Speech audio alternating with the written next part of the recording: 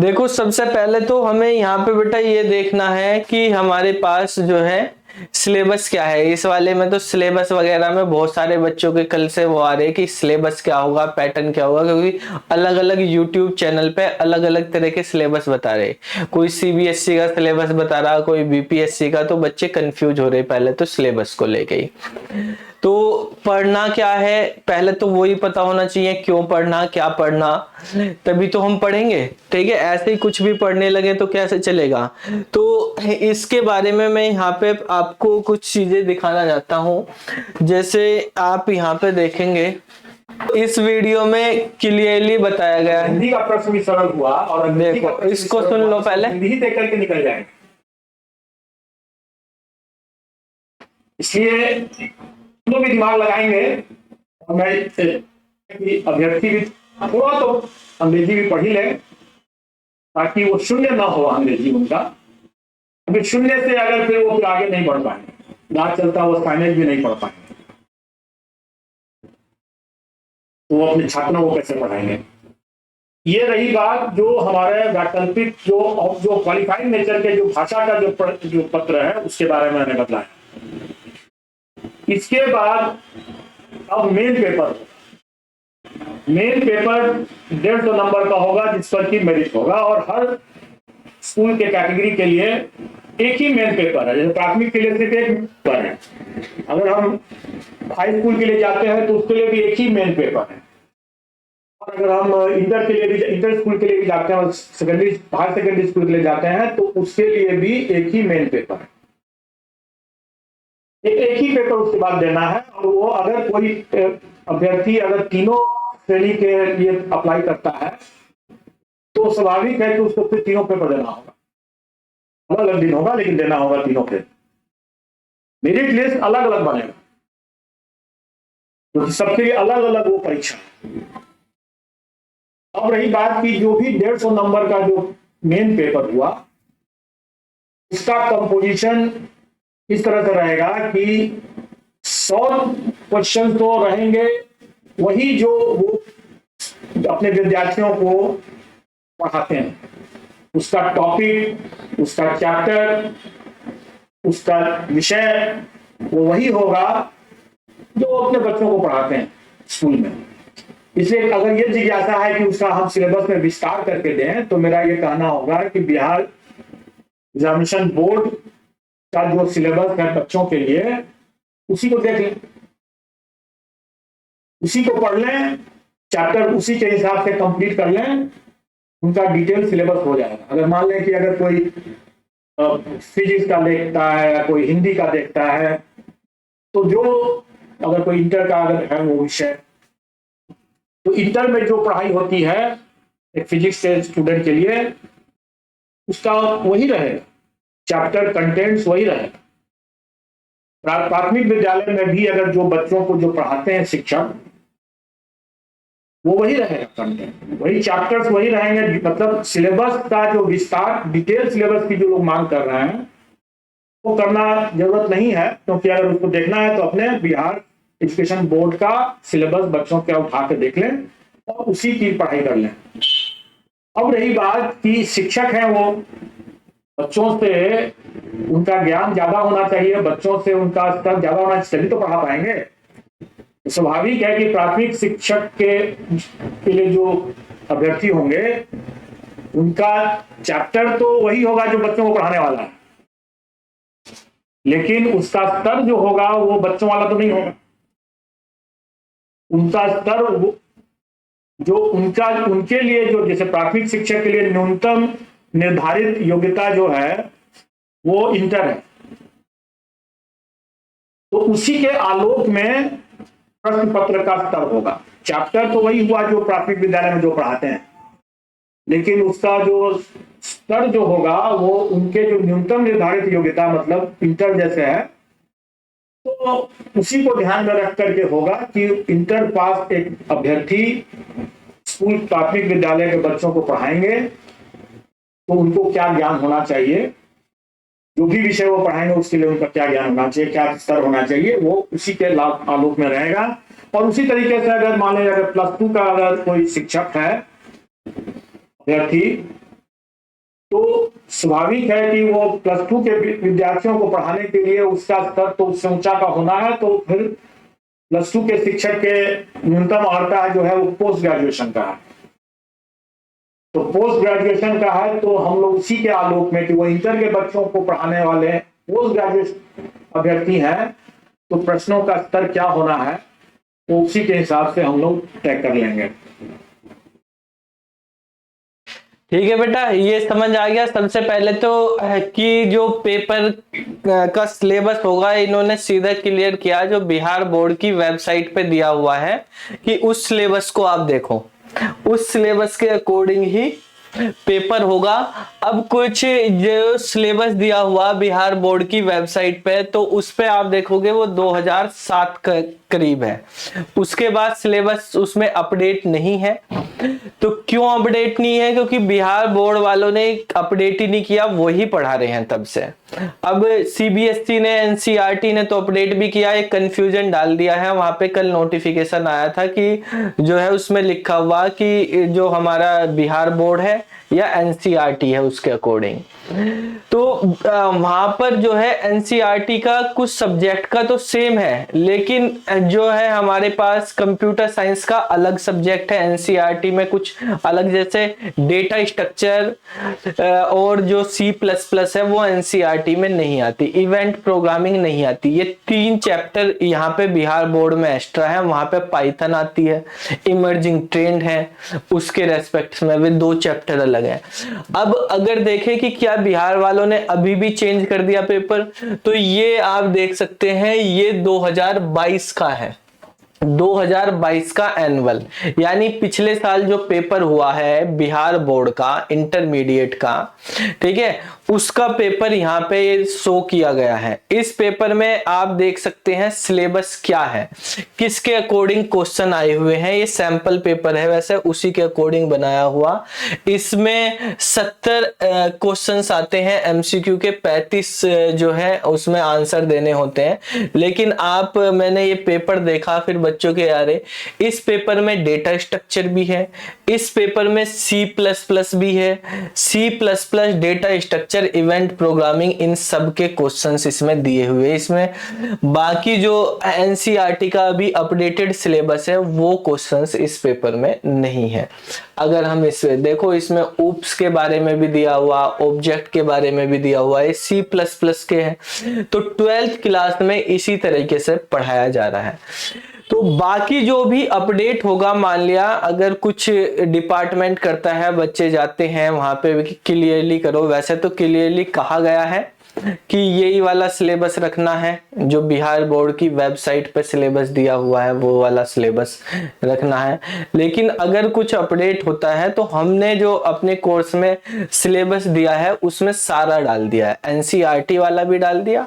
लेकिन अभी आप उन टॉपिक्स पे फोकस करो, उन टॉपिक्स को पढ़ो जो दोनों में कॉमन है पहले, ठीक है, उन टॉपिक्स को पढ़ लो। जैसे मान लिया DBMS, networking, fundamental of computers, ठीक है, कंप्यूटर सिस्टम ऑर्गेनाइजेशन, ये कॉमन है। साइबर सिक्योरिटी, वेब डिजाइनिंग, ठीक है, ये दोनों में कॉमन है। इनके बारे में अभी आप पढ़ना शुरू कर दीजिए, ठीक है। प्रोग्रामिंग आप चाहे पाइथन पढ़ो, C++ पढ़ो, कोई सी भी अगर देखें, लेकिन C++ बिहार बोर्ड के उसमें दिया हुआ उसको पढ़ो। कोई धीरे धीरे, क्योंकि एक पढ़ोगे तो उसके अकॉर्डिंग ही आपको कॉन्सेप्ट क्लियर होंगे, दूसरी भी आ जाएगी। तो पहली बात तो सिलेबस के अकॉर्डिंग, तो सिलेबस आपको इसी तरह से लेके चलना है, मतलब जो पहले बिहार बोर्ड की वेबसाइट पे दिया हुआ है जैसे उन्होंने कहा, तो उसके अकॉर्डिंग, और जो कॉमन सिलेबस उन चैप्टर्स को पहले शुरुआत करो। आपने अगर देखा होगा तो हमने यहाँ पर जो है कोर्स में ये बीपीएससी के इसमें ये सारे कंटेंट अपलोड कर दिए, C++ का कंप्लीट कर दिया, DBMS, networking, data structure, Boolean algebra, web pages, ठीक है, ये बाकी वीडियो भी जो भी बची हुई हैं वो भी हम अपडेट कर देंगे। यहाँ पे आप देख रहे DBMS के भी सारे यहाँ पे वीडियो अपलोड कर दी। आपको लाइव क्लासेस जो ले रहे, जो भी आपको डाउट होगा, मेनली डाउट्स के लिए देखो, आपने रिकॉर्डेड क्लास ले ली लेकिन आपको रिकॉर्डेड क्लासेस में डाउट आ रहे हैं, डाउट कोई क्लियर कर नहीं रहा है, ठीक है, तो फायदा क्या होगा पढ़ने का? तो सबसे मेन चीज है कि आपके डाउट भी क्लियर होने चाहिए, ठीक है। सी के बारे में पढ़ेंगे। यहाँ पर ये सारी आपको वीडियो मिल जाएंगी इसमें, ठीक है। तो कुछ वीडियो इसमें पहले से सिस्टम रिकॉर्डेड है, कुछ हमारे पास जो अभी हम लेटेस्ट बना रहे हैं वो इसी तरह से है जो डिजिटल बोर्ड पे उसके अकॉर्डिंग। तो आपके जो भी डाउट रहेंगे, डाउट हम क्लास में कराएंगे। यहाँ पे आपका क्लास का टाइमिंग सेट कर लेंगे, जो आपको अगर इवनिंग में करना इवनिंग में, मॉर्निंग में करना है, ठीक है, मॉर्निंग में कर लेंगे, वो सेट कर लेंगे। अभी तो स्कूलों की छुट्टियां पड़ी तो अभी तो मॉर्निंग में भी कर सकते हैं बच्चे, ठीक है। ज्यादातर बच्चे स्कूल में ही पढ़ते हैं, हमारे यहाँ पे जो है स्कूल में पढ़ाते हैं या कोई पढ़ता है कॉलेज में, ठीक है।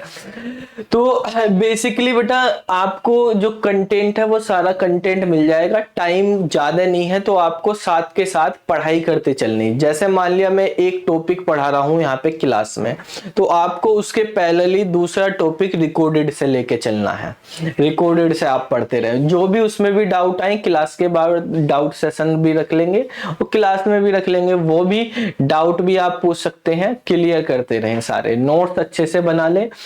वैसे अभी जो हम लाइव में पढ़ाएंगे उनके नोट्स आपको देंगे, ठीक है, PDF यहीं पे अपलोड कर देंगे तो वो आपको मिल जाएंगी। जो भी अगर हमने यहाँ पे जिससे अगर PDF होगी या PPT जो जिससे भी करवाएंगे, अगर नॉर्मल करा रहे तो वो आपको नोट्स बनाने पड़ेंगे, ठीक है।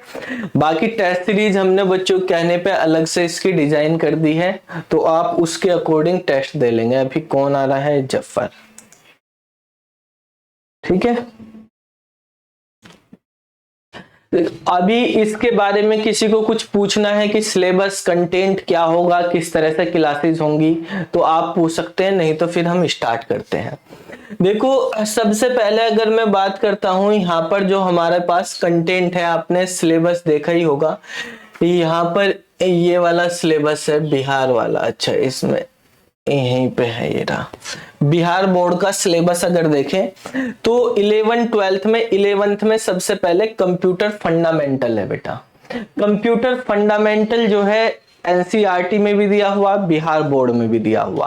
कंप्यूटर फंडामेंटल आपको अच्छे से करना। कंप्यूटर फंडामेंटल की पहले से हमने 2-4 वीडियो डाल रखी, क्योंकि बेसिक है, सभी बच्चों को आता ही है, ये सोच के पहले बाकी चीजें कवर कर लें। लेकिन हमने बाकी चीजों की वीडियो डाल दी, तो हम कंप्यूटर फंडामेंटल भी पढ़ाएंगे। और पढ़ाएंगे क्या, देखो पढ़ना आपको केवल एग्जाम पॉइंट ऑफ व्यू से, आपको ऑब्जेक्टिव पेपर देना, तो ऑब्जेक्टिव वे से सारी चीजें पढ़ाई करनी। पहले आपको ये समझना है कि एग्जाम की तैयारी किस तरह से करते हैं, ठीक है भाई। आपके पास एक कॉलेज में आपने बहुत स्कूल कॉलेज में एग्जाम दिए होंगे, ठीक है, और एक एग्जाम अभी यहाँ पे आप दे रहे हो जो एंट्रेंस एग्जाम देते हैं या जॉब के लिए जो भी आप एग्जाम दे रहे हो, दोनों में मेन डिफरेंस क्या है? अगर आपको क्या डिफरेंस लगता है कि मेन डिफरेंस क्या है दोनों तरह के एग्जाम में? भाई हमें स्ट्रेटेजी तो उस तरह से ही बनानी होगी ना, कि जब हम जिस चीज का एग्जाम की तैयारी कर रहे हैं उसके बारे में पता होगा किस तरह का एग्जाम होता है, तभी तो हम उसके बारे में पढ़ाई उसी अकॉर्डिंग करेंगे। बताओ कौन बताएगा? कॉलेज के एग्जाम जो होते हैं और जो जॉब के एग्जाम या एंट्रेंस एग्जाम होते हैं, उनमें क्या फर्क होता है? मेन फर्क जो आपको लगता है क्या है? सर हाँ बताओ पंकज। जो कंपटीशन का एग्जाम होता है वो MCQ क्वेश्चन बेस्ड रहता है। अच्छा, और तो थ्योरेटिकल है। अच्छा, कॉलेज वाला थ्योरेटिकल। देखो सबसे आपका आंसर लिख रहा मैं यहाँ पे। पहले आपने ये बताया ये MCQ बेस होता है और ये थ्योरेटिकल बेस होता है। तो पहले इन चीजों को देखो, MCQ बेस नहीं होता जॉब का, इसको बोलते हैं हम ऑब्जेक्टिव टाइप। ऑब्जेक्टिव और MCQ में डिफरेंस होता है, ठीक है। और ये है हमारे पास सब्जेक्टिव। आजकल जॉब में भी कुछ सब्जेक्टिव, जैसे HPSC वालों ने सब्जेक्टिव पैटर्न भी कर दिया है, ठीक है। तो ऑब्जेक्टिव वे और सब्जेक्टिव वे में क्या डिफरेंस है? देखो, ऑब्जेक्टिव में खाली एमसीक्यू नहीं आते। ऑब्जेक्टिव का मतलब है एमसीक्यू भी आ सकते हैं उसमें, फिल इन द ब्लैंक्स भी आ सकते हैं उसमें, ठीक है। और जो हमारे पास मैचिंग भी आते हैं, मैच करनी होती है ना, लिस्ट 1 से लिस्ट 2 दो टेबल बना के दे दी, लेफ्ट से राइट को मैच करना है आपको। इसके अंदर आपके ट्रू फॉल्स भी आ सकते हैं, ठीक है। तो ऑब्जेक्टिव जो है वो हमारे पास इन 4 चीजों पे डिपेंड कर रहा है, खाली वो नहीं। एमसीक्यू का मतलब तो आपको क्वेश्चन दे दिया, 4 या 5 ऑप्शन दे दिया, उसके अकॉर्डिंग कर लिया। लेकिन ऑब्जेक्टिव का मतलब यहाँ पे true false, MCQ, fill in the blanks और मैचिंग, सबकी तैयारी करनी है आपको, ठीक है, चारों तरह के। अब ऑब्जेक्टिव जो पेपर होता है उसमें जितने भी स्टूडेंट होंगे, जितने भी कैंडिडेट होंगे, सबका सेम ही आंसर होगा या नहीं? सेम अप्रोच पे काम करते हैं सारे ऑब्जेक्टिव पेपर में। यानी आपको ऑब्जेक्टिव वे में सोचना, जो क्वेश्चन दिया गया और ऑप्शन आप अपने अकॉर्डिंग नहीं लिख सकते। सब्जेक्टिव में क्या है, अपने व्यू आपको देने होते हैं। कोई आपको टॉपिक दिया होता है, कोई क्वेश्चन दिया होता है, आप उसके बारे में क्या जानते हो। तो हर बच्चे की राइटिंग स्किल्स के अकॉर्डिंग अलग अलग हो सकता है, ऐसा नहीं है कि सेम ही हो सबका आंसर।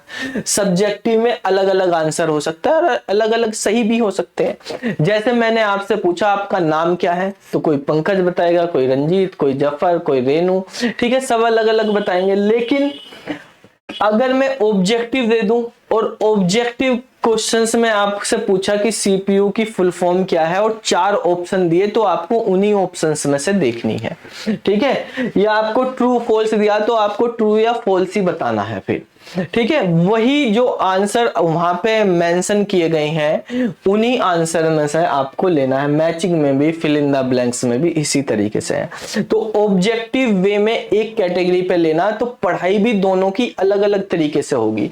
अगर आप जो ये थियोरेटिकल या सब्जेक्टिव बेस पेपर देते हैं, ये पेपर मेमोरी बेस पे काम करते हैं बेटा। आपके पास बुक होगी, आप बुक में जो थ्योरी लिखी हुई है उसको पढ़ लो, याद कर लो, ठीक है, पेपर में जाके लिख आओ। तो मेमोरी जिसकी ज्यादा अच्छी होगी वो ज्यादा अच्छी तरीके से कर पाएगा, उन पेपर में ज्यादा मार्क्स ले पाएगा। लेकिन आप देखते हो कि कोई बच्चा अगर स्कूल में तो ला रहा 90%, 98%, लेकिन उस पर जेई क्लियर नहीं हो रहा, नीट क्लियर नहीं हो रहा, 70% वाले बच्चे कर भी देते हैं क्लियर, ठीक है, क्योंकि दोनों का अप्रोच ही अलग है। तो आपको अपनी पढ़ाई का अप्रोच क्या रखना, देखो, पढ़ने से पहले कैसे पढ़ना, क्यों पढ़ना, क्या पढ़ना, ये ज्यादा जरूरी है अगर आपको कॉम्पिटिटिव एग्जाम निकालना है, ठीक है। यहां पर जब आप बात करेंगे तो यहां पर आपको मेमोरी बेस्ड चीजें नहीं चलेंगी, यहां पे आपको कॉन्सेप्ट बेस्ड पढ़ना है। जो पढ़ाई होगी आपकी कॉन्सेप्ट बेस्ड होगी। अगर आप मेमोरी बेस्ड पढ़ाई करते रहेंगे तो आप 5 साल तक पढ़ते रहो, 10 साल तक पढ़ते रहो, आपका पेपर क्लियर नहीं होगा, ठीक है। ये बात है, कितनी भी आपने वो वीडियो कोर्स ले लिया, किताबें ले ली, उनको पढ़ते रहो, किताबों को पढ़ते रहो, तो आपका पेपर नहीं होगा क्लियर। एक बार पढ़ ली आप, अगली बार पढ़ लिया, तीसरी बार पढ़ लिया, ऐसे ही पढ़ते जा रहे, तो आपको समझना भी चाहिए मेरा पेपर क्यों क्लियर नहीं हो रहा, क्या कमी हो रही है। मैं मेहनत भी कर रहा, पढ़ भी रहा, तो क्योंकि अप्रोच गलत है, तरीका गलत है, एक ही चीज को बार बार पढ़े जा रहे हो तो वो नहीं है, ठीक है बेटा। अब देखो क्या हमें अप्रोच लेनी है, यहाँ पे कॉन्सेप्ट बेस में क्या अप्रोच होती है। जो भी चीजें आपको क्लास में पढ़नी है, जो भी वीडियो में पढ़नी, हमारे पास हमारी वीडियो अगर किसी ने देखी होगी, चाहे बिल्कुल फंडामेंटल ऑफ कंप्यूटर पढ़ाएं या सॉफ्टवेयर इंजीनियरिंग पढ़ाएं, हम बिल्कुल थ्योरी वाला सब्जेक्ट भी हो, लेकिन हम थ्योरी की जगह उसमें भी सब न्यूमेरिकली करते हैं, क्योंकि पेपर का जो है ऑब्जेक्टिव में न्यूमेरिकल का मतलब क्या है कि कॉन्सेप्ट के अकॉर्डिंग उसको पढ़ते हैं, ठीक है। या देखो पढ़ने का तरीका क्या है, आप जो भी चीज पढ़ रहे हैं भाई, एक बार तो आपको उसके बारे में पता होना चाहिए। ऐसा तो है नहीं कि मुझे उसके बारे में बिल्कुल भी नहीं पता, और आप सब एमसीए, बीटेक वगैरह आपने सबने किया ही होगा, तो आपको इतनी नॉलेज होगी।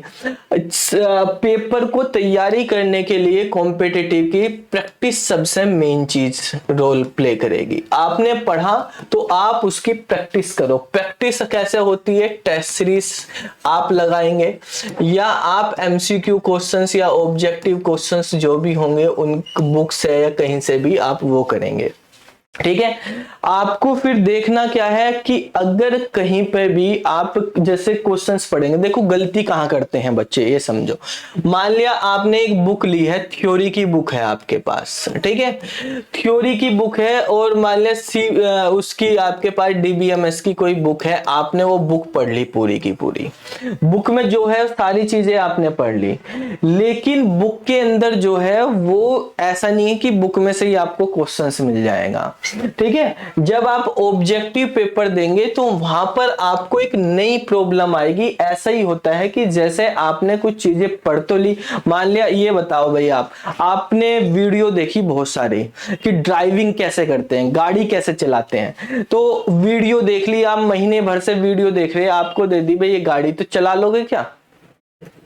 देख के वीडियो नहीं चला सकते ना।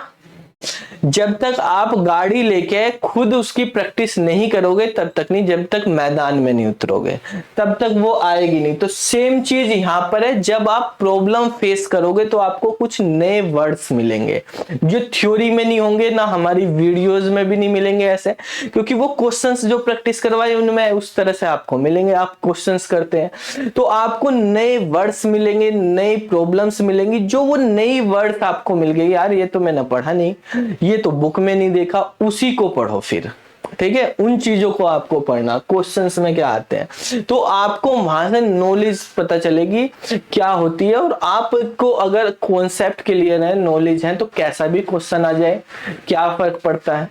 ठीक है, आपको सारे क्वेश्चंस की प्रैक्टिस है अच्छे तरीके से, हर कॉन्सेप्ट की प्रैक्टिस है, तो कॉन्सेप्ट से ही तो आएंगे भाई। टॉपिक दे दिए, कॉन्सेप्ट क्लियर होने चाहिए, तो आपको कॉन्सेप्ट क्लियर करने, और कॉन्सेप्ट क्लियर करना खाली थ्योरी पढ़ने से नहीं होगा, प्रॉब्लम फेस करने से होगा। ठीक है, अब देखो जैसे हमारा पहला चैप्टर ही है फंडामेंटल ऑफ कंप्यूटर्स, इसको फंडामेंटल ऑफ कंप्यूटर्स बोल दो, जनरल कंप्यूटर बोल दो, कंप्यूटर अवेयरनेस भी बोल दो। इससे रिलेटेड क्वेश्चंस हर जगह पूछे जाते हैं। ठीक है, कोई सा भी एग्जाम हो, सब में कंप्यूटर के बेसिक 4-5 क्वेश्चंस तो आते ही हैं, सब में ही क्वेश्चंस आते हैं। तो फंडामेंटल ऑफ कंप्यूटर में सबसे मेन चीज है, चलो पहले अगर हम बात करें कि ये कंप्यूटर जो वर्ड है, इस कंप्यूटर का मतलब क्या होता है। कौन बताएगा भाई? कंप्यूटर की डेफिनेशन बताओ, क्या होती है कंप्यूटर की definition? Computer is an electronic device. अच्छा, computer is an electronic device. अच्छा, कोई और बताएगा कुछ?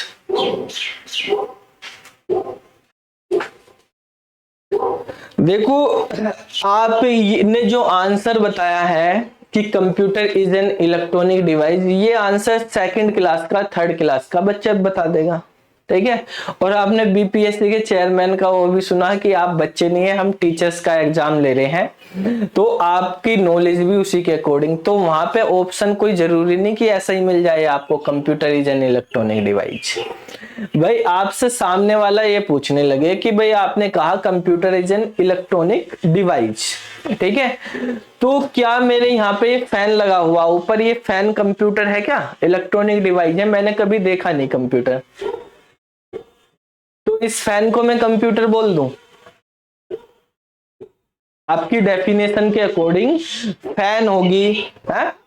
फैन हो गया, एसी होगी, या हमारे पास कोई भी इलेक्ट्रॉनिक डिवाइस होगी हमारी, जैसे प्रेस होगी, ठीक है, वो सब क्या है? इलेक्ट्रॉनिक, वो कंप्यूटर है वो। इनपुट हो, आउटपुट हो, मैथमेटिकल कैलकुलेशन कर सके। अच्छा, इनपुट हो उसमें, आउटपुट हो, पहले इसी पे आते हैं इनपुट और आउटपुट। देखो कॉन्सेप्ट कैसे क्लियर करनी है आपको सही से। तो भाई सामने वाला बच्चा भी तो पूछ सकता है आपसे ये चीजें, आप स्कूल में पढ़ा रहे हो, वो भी पूछ सकता है कि आपने इलेक्ट्रॉनिक डिवाइस बताया, तो फिर ये बताओ इसमें क्या डिफरेंस है। इनपुट और आउटपुट, आप जो है आपके रूम में फैन लगा होगा, तो फैन में इनपुट जाती है, इलेक्ट्रिक करंट जाता है, ठीक है, आउटपुट मिलता है, हमें हवा मिलती है, उसमें भी इनपुट आउटपुट जा रहा है। एसी से कूलिंग मिलती है, उसमें भी जा रहा है। ठीक है, तो इनपुट और आउटपुट अगर करा तो इनपुट और आउटपुट बाकी चीजों में भी होती हैं। दूसरा आपने कहा मैथमेटिकल कैलकुलेशन परफॉर्म करता है, तो जैसे कैलकुलेटर है, मैथमेटिकल कैलकुलेशन परफॉर्म करता है, इनपुट लेता है, आउटपुट लेता है। तो देखो चीजें हमें थोड़ी सी वाइड करके लेके चलनी है, समझना कॉन्सेप्ट को अच्छे से, कि हम कैसा भी क्वेश्चन घुमा फिरा के दे दे पेपर में तो हम कर सके। पहली चीज आपने बताई कि इलेक्ट्रॉनिक डिवाइस, हम ये नहीं कह रहे कि आपका आंसर गलत है, इलेक्ट्रॉनिक डिवाइस है कंप्यूटर, ठीक है, लेकिन अब उसके आगे क्या चीज, अगर इलेक्ट्रॉनिक डिवाइस ऑप्शन में दिया हुआ आप कर लोगे, लेकिन अब उसके आगे वहां पे उसने दिया हुआ तो डिफरेंशिएट, कभी कभी पेपर में ऐसे लगेगा चारों ऑप्शन एक से ऐसे, वो इस तरह से डिस्क्राइब करके देंगे, तो उसके लिए आपको अच्छे से कॉन्सेप्ट आने चाहिए। आपने कहा बेटा कि इनपुट लेता है और आउटपुट देता है कंप्यूटर, ठीक है, लेकिन ये बताओ इनपुट आउटपुट तो जैसे अभी कहा आपको फैन भी लेता है, ठीक है, एसी भी ले रही है हमारे पास, बाकी भी, लेकिन इनमें क्या है, फैन में हमेशा इलेक्ट्रिक करंट जा रहा है और हमेशा आउटपुट भी क्या दे रहा है, हवा ही दे रहा है। वो सेम टाइप का इनपुट जाता है, सेम टाइप का आउटपुट आता है, ठीक है। कुछ चीजें फिक्स होती हैं, मतलब उसमें इनपुट और आउटपुट क्या है, फिक्स है, लेकिन जो हमारे पास ये है कंप्यूटर है, क्या उसमें भी इनपुट और आउटपुट फिक्स होते हैं कि जाएगा यही आउटपुट आएगा, ऐसा तो नहीं है। इसमें कंप्यूटर के अंदर क्या है, आप डिफरेंट टाइप्स के इनपुट दे सकते हैं, डिफरेंट टाइप्स के, ठीक है, अलग अलग टाइप्स के दे सकते हैं। आउटपुट भी आपको मिल जाता है डिफरेंट टाइप का अकॉर्डिंग टू द इनपुट या इंस्ट्रक्शंस, जो भी आपने इंस्ट्रक्शंस दी हैं कंप्यूटर को, उसके अकॉर्डिंग आपको आउटपुट मिलेगा। तो पहला डिफरेंस बाकी इलेक्ट्रॉनिक डिवाइस से क्या होता है कि बाकी इलेक्ट्रॉनिक डिवाइस में फिक्स इनपुट फिक्स आउटपुट होता है, कंप्यूटर में आप डिफरेंट टाइप के इनपुट देके डिफरेंट टाइप के output according to the input और इंस्ट्रक्शंस आप ले सकते हैं, ठीक है।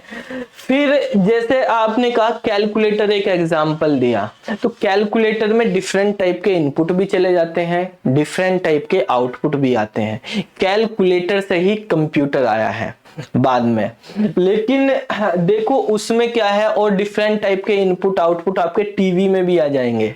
जो टीवी आप यूज करते हो, अलग अलग नंबर दबाओ, चैनल नंबर, अलग अलग प्रोग्राम आएंगे।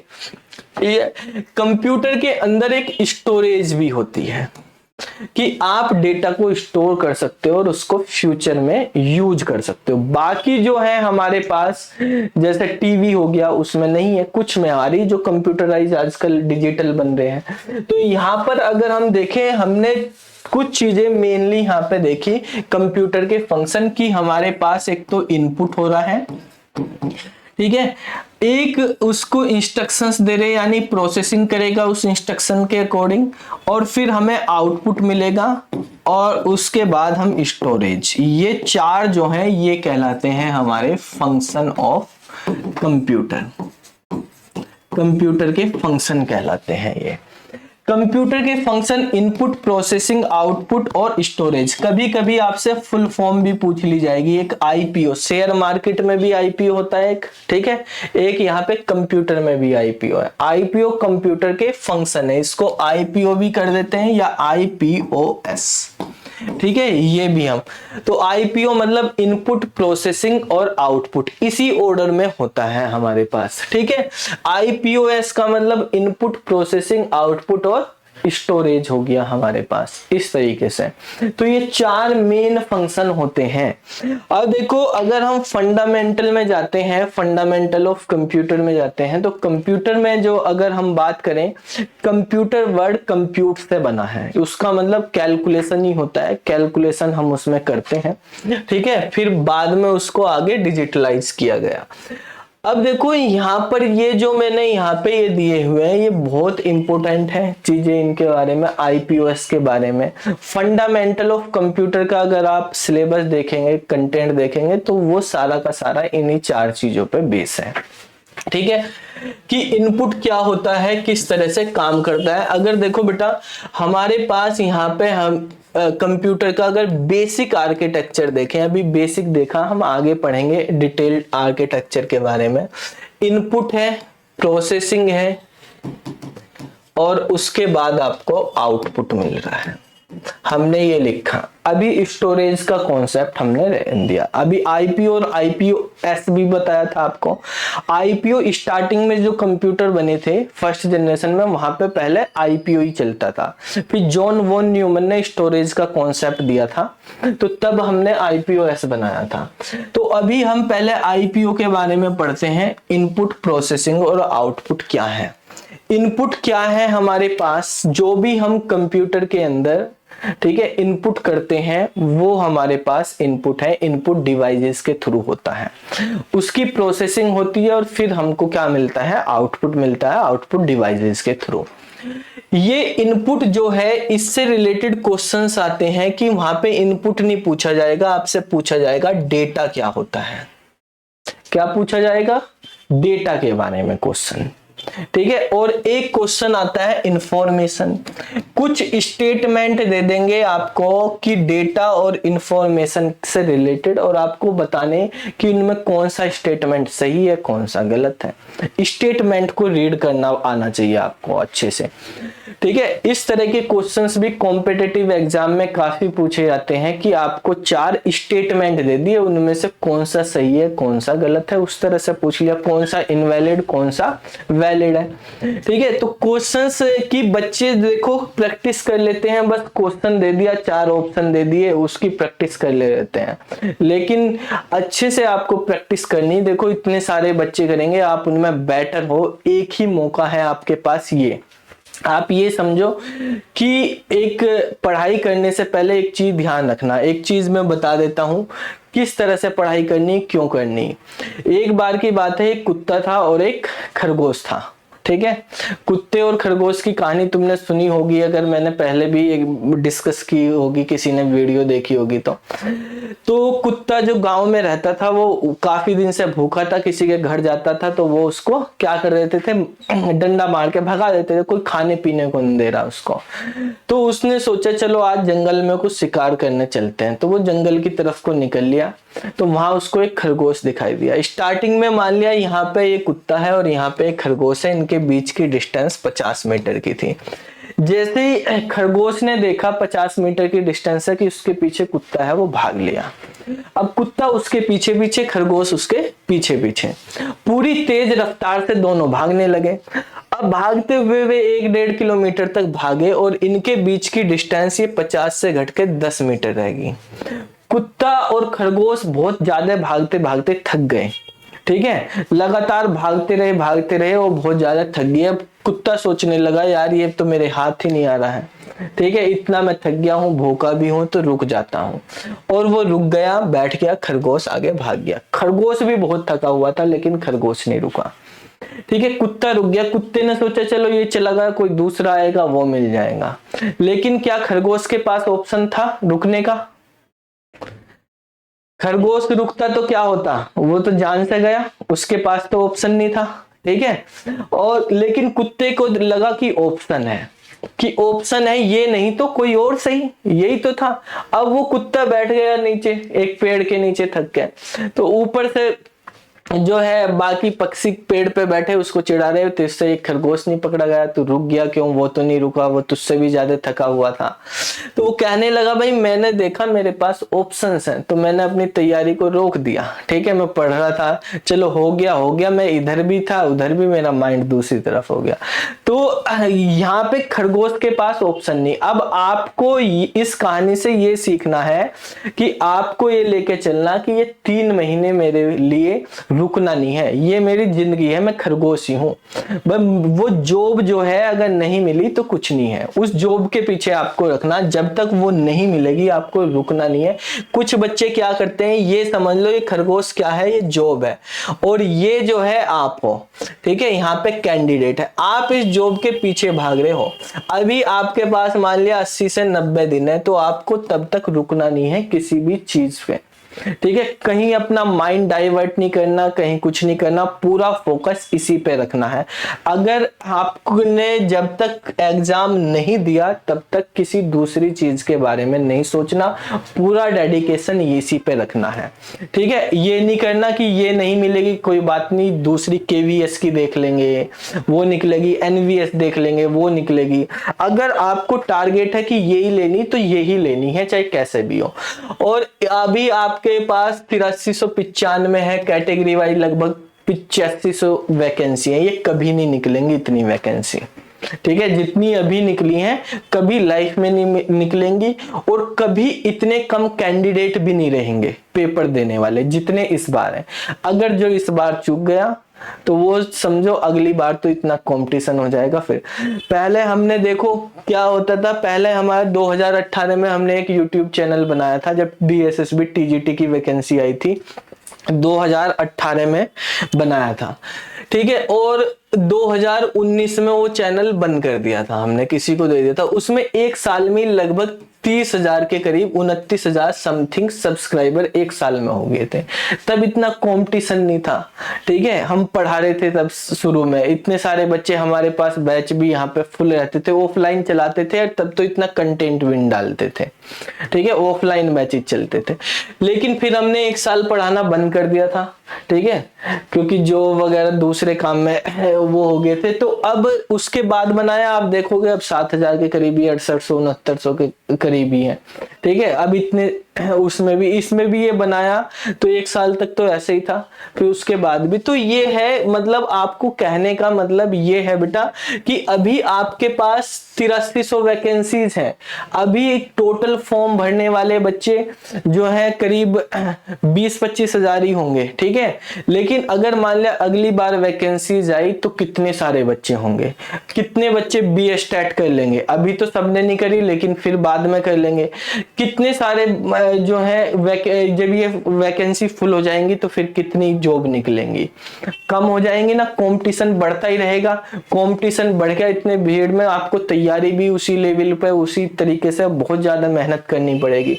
और केवीएस में पूरे ऑल ओवर इंडिया के बैठते हैं, अभी तो बिहार के करे, क्या पता गवर्नमेंट कर दे बाहर के भी हो जाए अगली बार। तो आपके पास मौका है, मौका नहीं छोड़ना, चाहे कुछ भी करना हो, ठीक है। चाहे आप 3 महीने, अगर आपको गवर्नमेंट जॉब लेनी, आप प्राइवेट की जॉब देखो, मैंने एक वीडियो बनाई थी, अगर प्राइवेट में आपको गवर्नमेंट से 3 गुना ज्यादा सैलरी मिल रही तो आप प्राइवेट को मत छोड़ो, ठीक है, उस पे रखो, कोई बात नहीं, प्राइवेट बिजनेस आप कर सकते हो। लेकिन अगर उससे कम मिल रही तो आप डेडिकेटेड कि हाँ, अगर आपने कर लिया कि मुझे जॉब लेनी, तो आपको दूसरी जो भी काम कर रहे हो उससे इतना लगाव नहीं रखना, आपको इसी के पीछे लगना, आपको मिल जाएगी जॉब। लेकिन अगर इधर भी उधर भी चारों तरफ करेंगे तो वो हो जाती है, फिर कंसंट्रेशन नहीं होगा, फोकस नहीं होगा, ठीक है भाई। जो पूरे दिन इसी पे लग रहा, लाइब्रेरी में बैठा 10-15 घंटे वो पढ़ रहा है, और जो ऐसे ही पार्ट टाइम पढ़ रहा है 1 घंटे, तो उसमें डिफरेंस तो होगा ना। तो आपको वो डिफरेंस पूरा करना, ध्यान से अच्छे से वो करना, ठीक है। तो देखो सबसे पहले यही होती है कि पढ़ाने से पहले आपको क्यों पढ़ना, पढ़ने से पहले वो होना चाहिए, आपका गोल क्लियर होना जरूरी है। तो हमारे पास अभी आज हम इंट्रोडक्शन क्लास ही कर रहे हैं, हमने यहाँ पे देखा डेटा और इंफॉर्मेशन से रिलेटेड जो है क्वेश्चंस किस तरीके से पूछे जाएंगे, क्या होंगे वो देखते हैं। डेटा क्या होता है, बताएगा कोई बच्चा, डेटा क्या होता है? डेटा, हाँ, डेटा जो है सर, कोई भी कंप्यूटर में वर्किंग करते हैं तो फाइल को जो सेव करते हैं उसी को बोलते हैं डेटा। अच्छा, और information? Information, data is a collection of information and data को जो हम ओपन करते हैं, जो ओपन करते हैं, जो उसको नॉलेज होता है उसको बोलते हैं इंफॉर्मेशन। जैसे हम पावरपॉइंट में हाँ बताओ। सर बताइए। लेकिन कोई भी इंफॉर्मेशन एक्सेल में हम कोई डेटा टाइपिंग करते हैं, जो आपकी शो जब ओपन किए हाँ उसके बाद में कोई रीड कर रहे हैं, उसी को बोलते हैं इंफॉर्मेशन। अच्छा ऐसे किसी फाइल को जो सेव कर दिए उसको बोलते हैं डेटा। कभी भी हम जरूरत पड़ेगा उसको यूज कर सकते हैं। देखो, मान लिया मैंने आपको एक पेन ड्राइव दिखाई कि ये पेन ड्राइव है, मान लिया, ठीक है। अब ये पेन ड्राइव है, इसके अंदर डेटा होगा या इंफॉर्मेशन होगी? पेन ड्राइव के अंदर तो सर डेटा होगा, जो हम उसमें कॉपी किए हाँ, तो उसमें तो डेटा होगा। डेटा होगा, सही है। देखो, कुछ क्लियर आपको भी हो गया होगा, बाकी बच्चों को भी वैसे पता भी होगा। डेटा हमने यहाँ पे लगा भी रखा, इनपुट। जो भी हम कंप्यूटर के अंदर इनपुट करते हैं वो सब डेटा है, ठीक है। कंप्यूटर के अंदर जो स्टोर करते हैं वो डेटा है। जो भी स्टोरेज डिवाइस के अंदर होता है, hard disk, pen drive, CD, DVD, वो सब क्या है? डेटा है, ठीक है। डेटा बेसिकली रो फैक्ट्स होता है। क्या होते हैं? रो फैक्ट्स। इस डेटा से ही हम आगे इंफॉर्मेशन निकालते हैं। इस डेटा को ही हमें प्रोसेसिंग करना। डेटा इनपुट डिवाइसेस के थ्रू जाता है, ठीक है। इनपुट डिवाइसेस के थ्रू जाता है और कहां जा रहा? स्टोरेज में जा रहा है पहले। तो रो फैक्ट्स हो गए हमारे पास, या हम अगर बताएं कि ये इनको कह सकते हैं कि ये मीनिंगलेस भी हैं। डेटा जो है वो मीनिंगलेस भी। मीनिंगलेस मतलब डायरेक्टली आप उसको यूज नहीं कर सकते। भाई मैंने आपको पेन ड्राइव दिखा दिया, आप पेन ड्राइव देख के बता दोगे इस पेन ड्राइव में क्या है, ठीक है। जब तक पेन ड्राइव लगा के सिस्टम में आपको मॉनिटर पे ना दिखाया जाए, पेन ड्राइव ओपन करके आप बता ही नहीं सकते उस पेन ड्राइव में क्या रखा हुआ, ठीक है। तो बेसिकली ये हमारे पास मीनिंगलेस हो गया। इसको आप ऐसे समझ लो, आज आपका मन है कि आलू टमाटर की सब्जी या आलू मटर की कोई भी सब्जी आपको खानी है। आप मार्केट में गए, आप आलू खरीद के ले आए। तो आलू खरीद के लाने से हो गया क्या आपका काम? आप खा लोगे क्या उनको? नहीं खा सकते ना, कच्चे आलू कौन खाएगा, ठीक है। क्या करना पड़ेगा आपको? उनको छीलना पड़ेगा, साफ करना पड़ेगा, उनको फिर कुकर में रखेंगे, सब्जी बनाएंगे। जब सब्जी बन के आएगी तब आप खा सकते हैं। तो वही सारी चीज यहाँ पे है कि भाई आप इनपुट कर रहे कीबोर्ड से या कोई भी माउस है, इनपुट डिवाइस से कुछ डेटा आपने इनपुट किया, उस डेटा को आपको प्रोसेसिंग करना होगा, ठीक है। ये समझ लो वो कच्चे आलू क्या है? आपका डेटा है, और ये प्रोसेसिंग सीपीयू करता है। प्रोसेसिंग मतलब आपकी कुकर है, आपने कुकर में से रखी है उसको बनने के लिए, और जो आउटपुट मिला आपको, सब्जी मिली, वही आपके पास क्या है? इंफॉर्मेशन है। इंफॉर्मेशन मतलब अब आलू पक गए हैं, सब्जी बन गई है, यानी प्रोसेस होने के बाद जो डेटा मिलता है उसको इंफॉर्मेशन बोलते हैं। इसको प्रोसेस डेटा बोला जाता है, ठीक है। क्या होता है? Process data. इंफॉर्मेशन आउटपुट होता है, डेटा इनपुट होता है, इंफॉर्मेशन मीनिंगफुल होता है। इससे आप बता सकते हो क्या है। वहां से आप डायरेक्टली, मैंने कीबोर्ड से टाइप किया, मान लिया आर टाइप किया, तो मैं क्या टाइप करने वाला आप नहीं बता पाओगे। मैंने दोबारा लिख दिया, ए लिख दिया, फिर लिख दिया, मान लिया एम लिख दिया, अब स्पेस दिया तो आपको दिखाई दिया कि भाई रैम लिखा हुआ, तो आप बता देंगे रैम या राम लिखा हुआ, ठीक है। तो बेटा यहां पर आपको ये चीजों का ध्यान रखना, जब भी जो भी रो फैक्ट्स हैं जो कंप्यूटर के अंदर इनपुट किए जा रहे हैं वो डेटा है। डेटा से आप डायरेक्टली नहीं पता कर सकते कि वो क्या कहना चाह रहा है, किस तरीके का है, जब तक वो आउटपुट में यानी प्रोसेस नहीं हो जाता। प्रोसेस कौन कर रहा? प्रोसेसिंग डिवाइस कर रही है उसको। तो प्रोसेसिंग डिवाइस के थ्रू वो प्रोसेस होके आता है। तो आईपीओ के बारे में अगर हम पढ़ें, हमें इनके बारे में डिटेल में देखना कि हमारे पास क्या होता है। अगर हम यहाँ पे देखें कंप्यूटर के पार्ट्स की बारे में बात करें इनको, तो इनको कंप्यूटर जो इनपुट करते हैं, इनपुट डिवाइस होती है, आउटपुट करते हैं, आउटपुट डिवाइस, प्रोसेसिंग के लिए प्रोसेसिंग डिवाइस होती है। तो उसको हम कैटेगराइज करते हैं कि वो पार्ट्स ऑफ कंप्यूटर के अकॉर्डिंग, पार्ट्स ऑफ कंप्यूटर। कौन कौन से पार्ट होते हैं बेटा कंप्यूटर के? एक हार्डवेयर, अरे एक हार्डवेयर होता है और एक सॉफ्टवेयर। हार्डवेयर क्या होता है?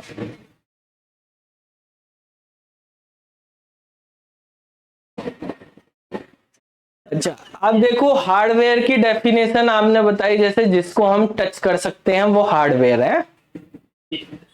तो ये डेफिनेशन बच्चा भी बता देगा, ठीक है, कि टच कर सकते हैं वो हार्डवेयर, जिसको टच नहीं कर सकते वो सॉफ्टवेयर। अपने स्टैंडर्ड की डेफिनेशन बताओ क्या होता है।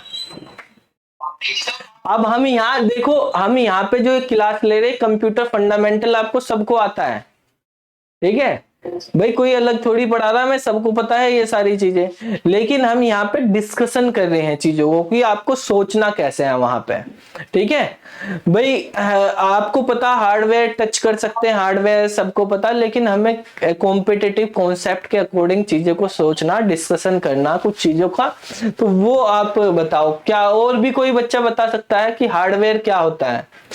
ये वाली डेफिनेशन नहीं बतानी कि हम टच कर सकते हैं। Physical parts of computer, that is called hardware. Physical part of computer, चलो ठीक है। और कुछ?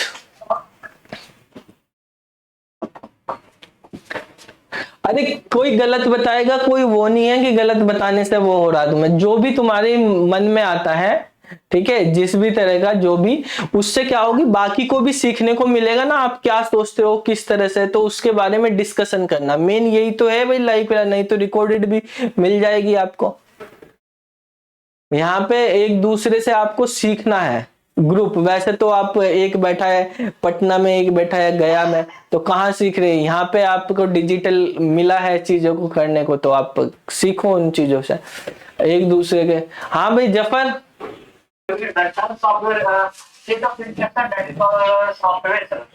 हार्डवेयर क्या होता है? हार्डवेयर, हार्डवेयर की बात करें,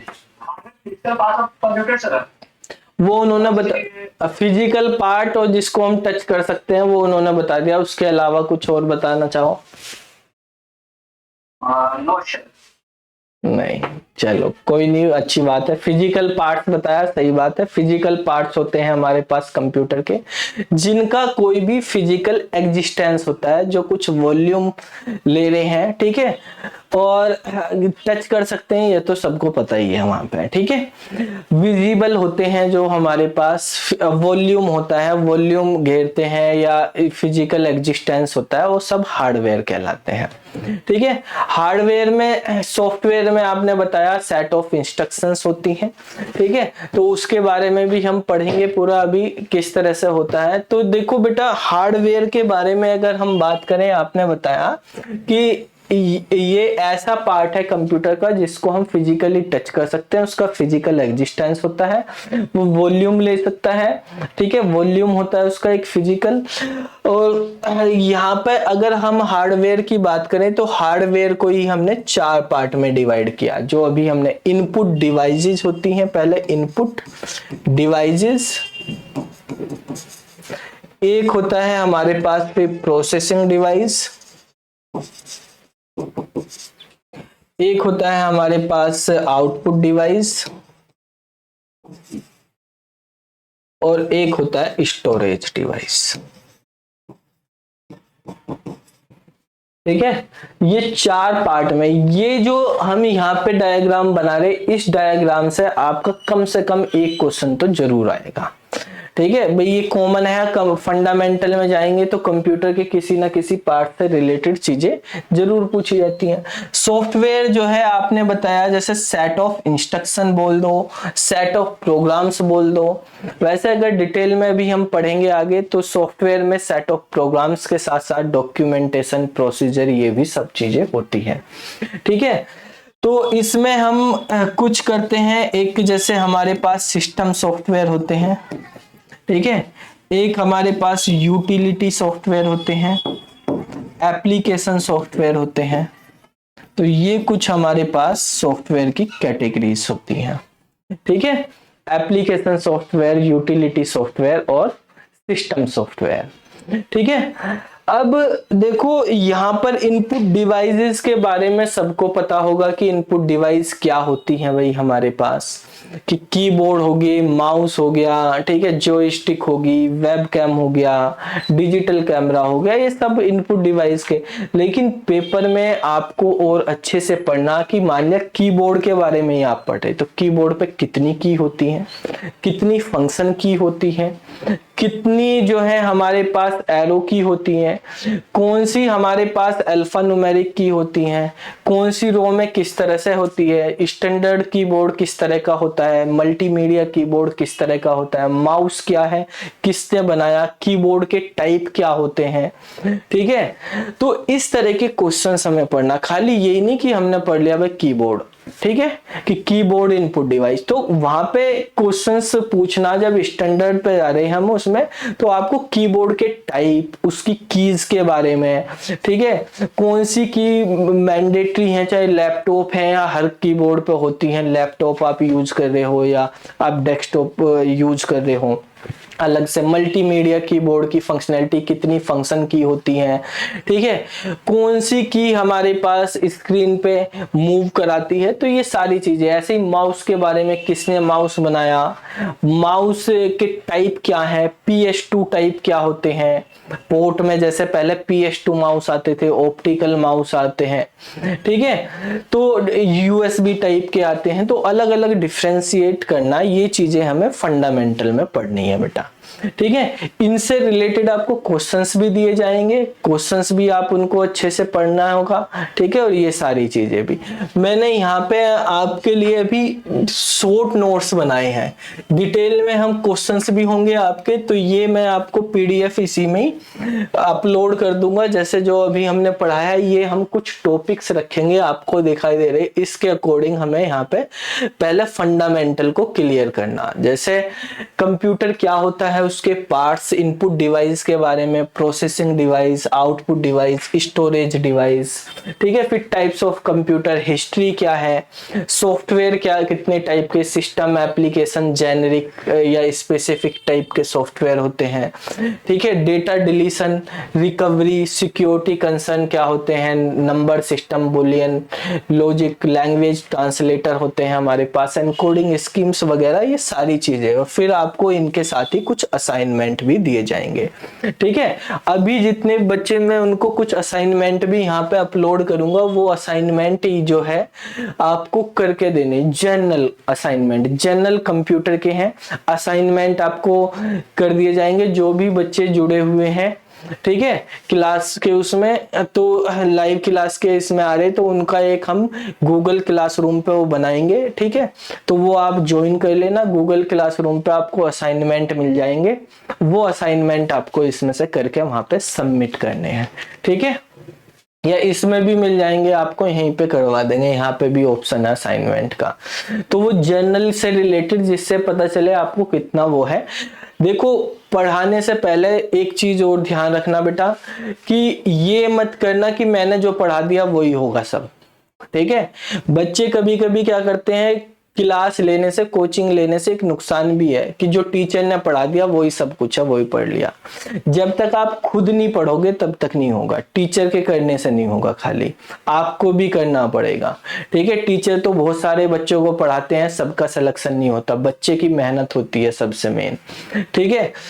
तो आपको, अगर आप अपने एफर्ट नहीं लगाओगे तो नहीं होगा, आप अपने एफर्ट लगाओगे, हम केवल आपको गाइड कर सकते हैं क्या पढ़ना है, कैसे पढ़ना है, पढ़ना आपको ही है, ठीक है, करना आपको ही है, ठीक है, आपकी मेहनत से ही आपको रिजल्ट मिलेगा। हमारा केवल रोल इतना ही रहेगा कि आपको गाइड करना, क्या पढ़ना, कैसे पढ़ना, कंटेंट आपको बताना, ठीक है। आपको उसके अकॉर्डिंग अपने से भी सीखना है चीजों को, कि ये नहीं कि यहीं खत्म।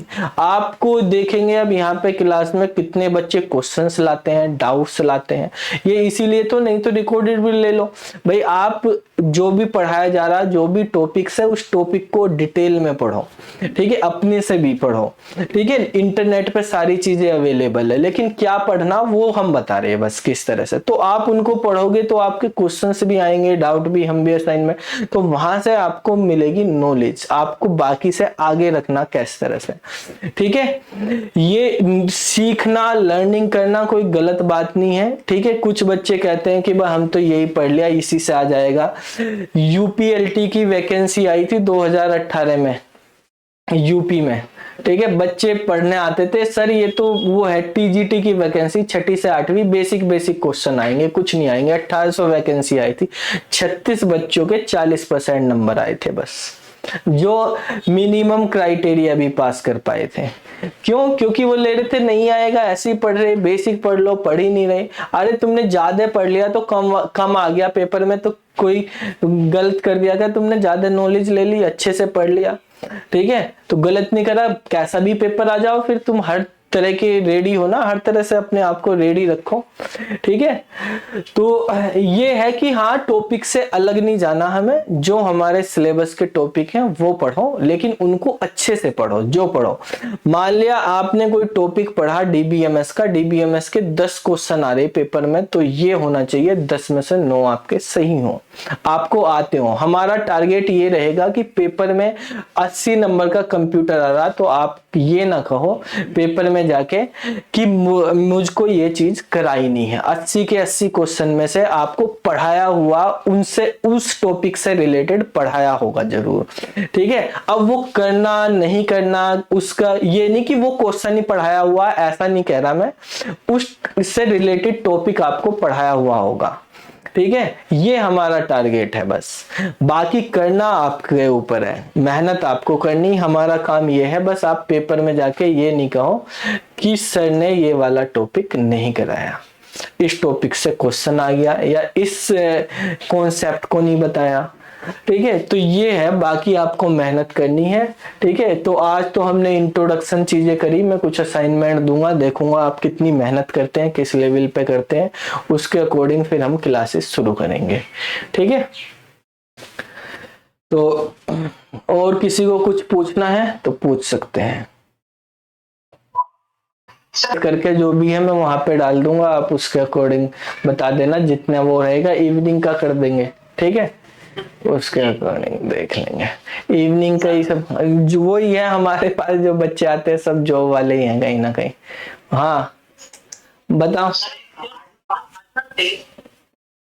क्या? हाँ टॉपिक जो है सर अच्छा है, क्योंकि सर डीबीएमएस डेटा स्ट्रक्चर और डीबीएमएस और डिजिटल ये कॉमन है, सभी में पढ़ना है, पैसन में हो चाहे कोई भी। हाँ वहाँ पहले उनको तैयारी करो। और मैं ये कह रहा आपको, जो डीबीएमएस के डाले ना, यहाँ पे एक टॉपिक तो मैं करा रहा, डीबीएमएस आप पैरेलली करते रहो, ठीक है, रिकॉर्डेड से उसके नोट्स बनाते रहो, डाउट्स यहाँ पे पूछ लेना जो भी होगा क्लास में, ठीक है।